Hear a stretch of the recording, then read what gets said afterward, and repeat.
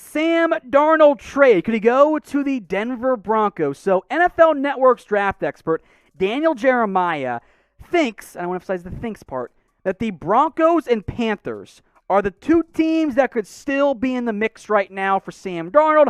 At this point, I think it is very, very obvious that the Jets are going to go quarterback at number 2 overall. It's probably going to be Zach Wilson, but it's going to be a quarterback to kick things off. Like, that is the route they're going to go and pursue, right? Now, ESPN, Kimberly Martin, has mentioned that, hey, Jets could keep Darnold and a rookie. And then Kimberly Martin also said that there's like maybe a third-round pick is the value for Darnold, which I think makes a lot more sense than the late one buzz that we'd heard for Darnold, which just doesn't make any sense to me whatsoever. But focusing on the Broncos side of things now here, it's interesting, right?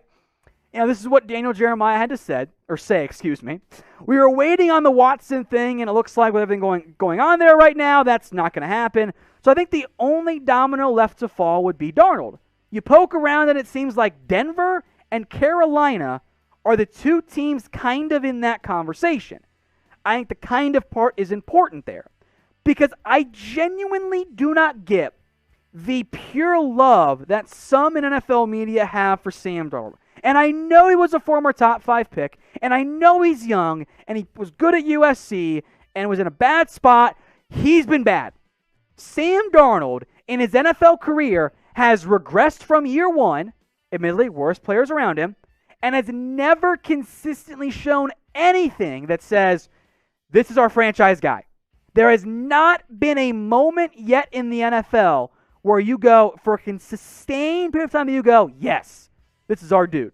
Now, for Denver, I actually kind of dig the potential here, depending on the cost of Darnold. Because you have Drew Lock, who's been, he loves to go deep downfield, one of the highest deep ball rates in the NFL, with some of the least amount of success.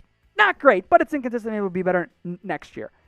I think Lock, despite the touchdown and completion percentage, actually got a little bit better this past year. His QBR does reflect that as well. So if you have Drew Lock, I think this is where Denver's at, by the way, they're not 100% sold on that. They are not sold that Drew Lock's the guy. And you cannot be sold that Sam Darnold is your guy either. But what about this possibility? What if you take this approach if you're Denver? What if you go get Sam Darnold and say, you know what, Sam and Drew, compete for a year, because you're not going to pick up Darnold's option anyway because that's too expensive. Compete for a year, and we'll see what happens. That could work for Denver. Maybe they're both misses. If so, okay, cool. Draft one next year.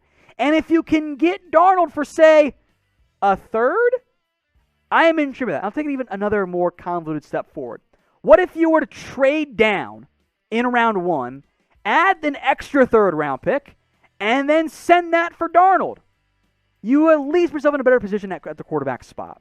So I don't know who will have a better NFL career. Frankly, both guys, I'm not sold on. I don't think the NFL is either. So pick one for me. Who would you rather have, right? SD for Sam Darnold, or type in DL for Drew Lock. Now, between the NFL Network report and a New York Post report, 4 teams mentioned in a potential Darnold deal. Denver and Carolina. Imagine Darnold going back and having to compete with Teddy Bridgewater for a role. Hysterical. The Steelers, who are interesting, except for the fact that you can't pay him yet, and you're not going to pick up his 5th-year option, so it's a rental of Darnold in all reality, and you brought back Big Ben.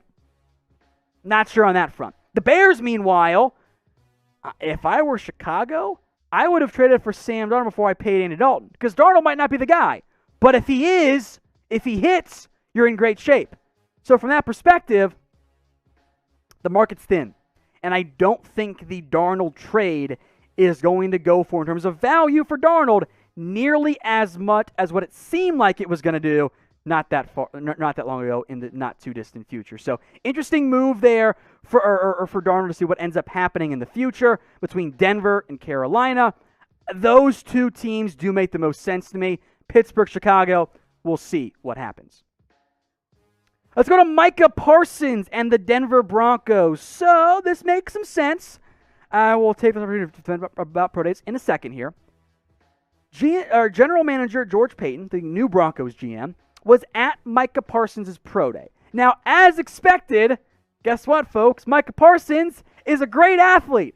And I saw it out there on social media of, after the pro day, is Parsons in play for Denver? A couple things.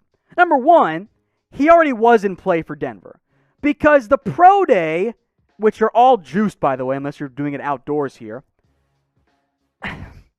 they are not indicative of the reality for the NFL. Like they're testing faster than they ever would at the combine because it's not the same surface and not the same conditions, all that stuff.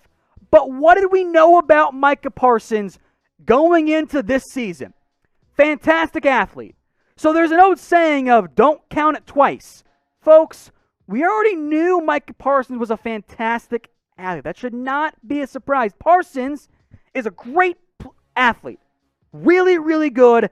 What the NFL wants. And 2019 production-wise, what the NFL wants, right? Good player.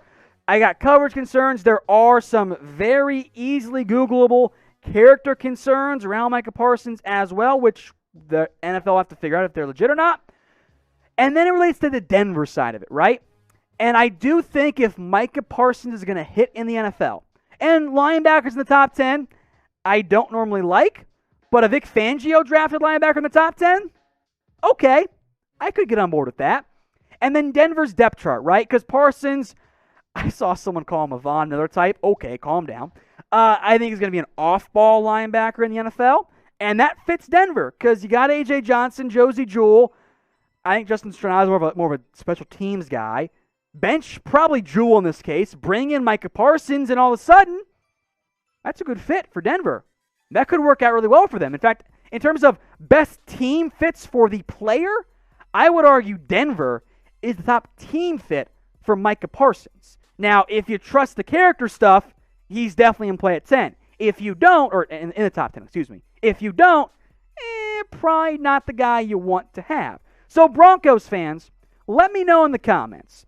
Who do you want Denver to draft at number 9? No trade downs allowed here. Just sticking at that number 9 overall pick. Who do you want them to take? Let me know what you guys think in the comment section. Go vote now who you want the Broncos to draft at number 9 in the 2021 NFL Draft. Long expected, but also, once again, reportedly, right? The NFL is moving to a 17-game schedule for this upcoming season. This has been reported many a time, was mentioned again by Adam Schefter at NFL.com, so we're bringing it back up again. As has been the expectation, extra game gets added, no extra bye week, and just 3 preseason games. Not even 2 has been discussed. It's 3 down from the more typical 4. Now, there are some NFL players, mind you, who are not fans of this particular move, which I do think makes some sense. Alvin Kamara among the outspoken ones. But we knew this was coming. This was a very clear path that was being headed down. I use passive voice poorly. Once the NFL moved to make all this happen. This was going to be the case, and it was expected it was going to happen this year, especially as the new TV contract money gets to hit around the NFL. Now, as we've mentioned before, we do know the assumed matchups. It's cross-division AFC versus NFC. AFC expected to host in this upcoming 2020 season, and then it flips for 2022. So it's Washington at Buffalo, Giants at Miami, the Cowboys at the Patriots, Eagles at the Jets. Of course, it's matched up based on where they finished last season. So number 1 seed versus number 1, number 4 versus number 4, all that good stuff. Fun matchup, by the way, Seahawks at the Steelers. Ooh, that's an interesting, juicy matchup. Rams at the Ravens, Cardinals at Browns, Niners at Bengals. Who will start at quarterback? I guess we'll find out. The Saints at the Titans, the Bucks at the Colts, Brady versus Wentz, the Panthers at the Houston Texans, and the Falcons at the Jacksonville Jaguars, which is not the most appealing option ever. I think the best matchup of these new extra 17-game matchup, the Packers at the Chiefs. Man, that one should be a primetime game. That's awesome football. The Bears take on the Raiders, which I'm very intrigued by because it's the Khalil Mack revenge game.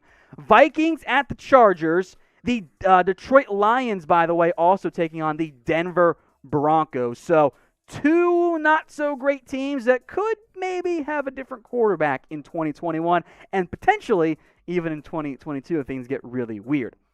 So what do you guys think about the assumed 17-game season? Do you like this? Is this a path that you think the NFL should be going down?